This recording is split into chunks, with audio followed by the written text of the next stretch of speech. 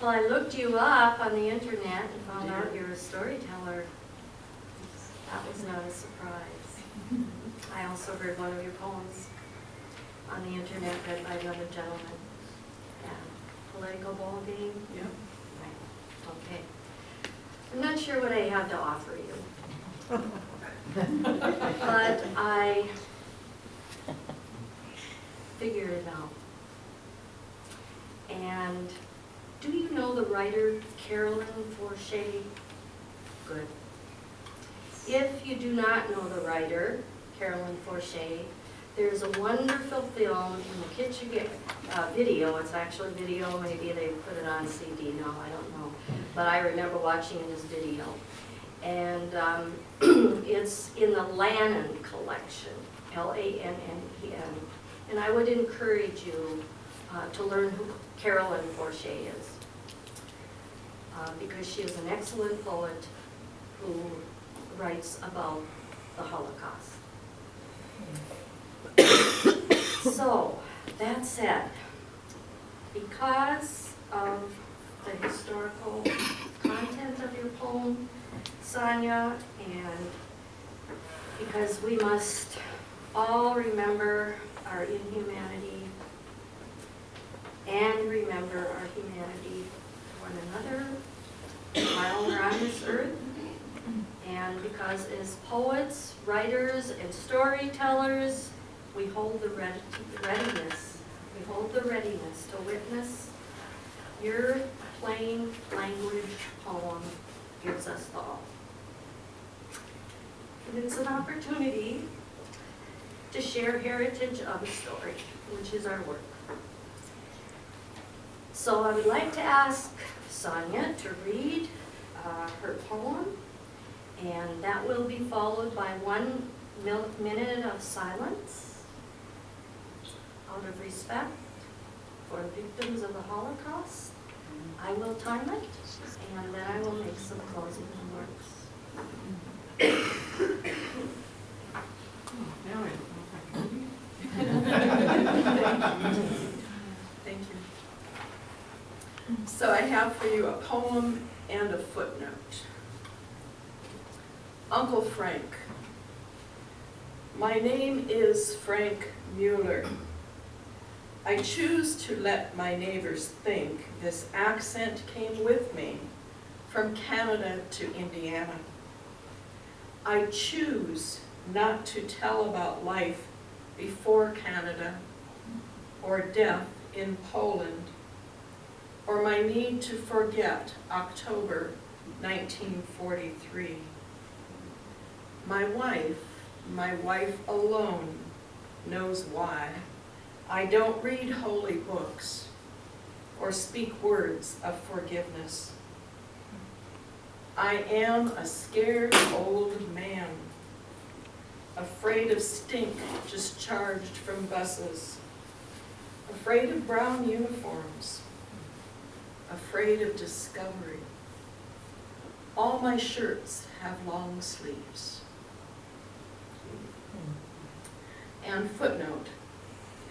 From May 16, 1942 to October 17, 1943, over 250,000 Jews died in the gas chambers of the Nazi extermination camp near Sobibor, Poland. On October 14, 1943, about 600 prisoners carried out plans to kill their guards and escape.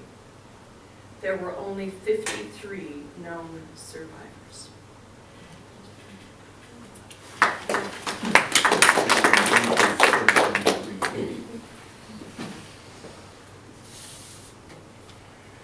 Thank you on behalf of Brenner Brenner. And 1 minute of silence.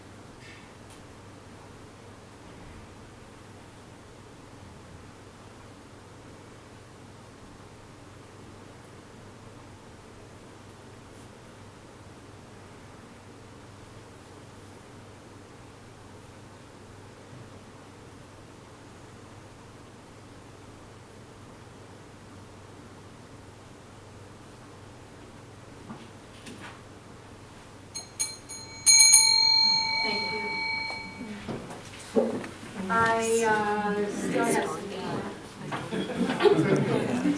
I thought of another offer, in terms of the poetry of witness. It's the book, The Poetry of a Witness by Czesław Miłosz, who, C-S-E-L-A-W, Czesław Miłosz, M-I-L-O-S-Z. I may be a little off on it, and maybe Sounds Sonja right. can It sounds correct right. me. But he was a Nobel Prize winner in poetry and wrote The Poetry of Witness. Okay, well, in closing, the teacher in me always wants to suggest a couple of things. So I want to tell you, one time when I sat up very straight in my chair, listening to Carol Bly, and she talked about how poetry was hard, hard psychological work. And there's a series of books written by Roger Housden.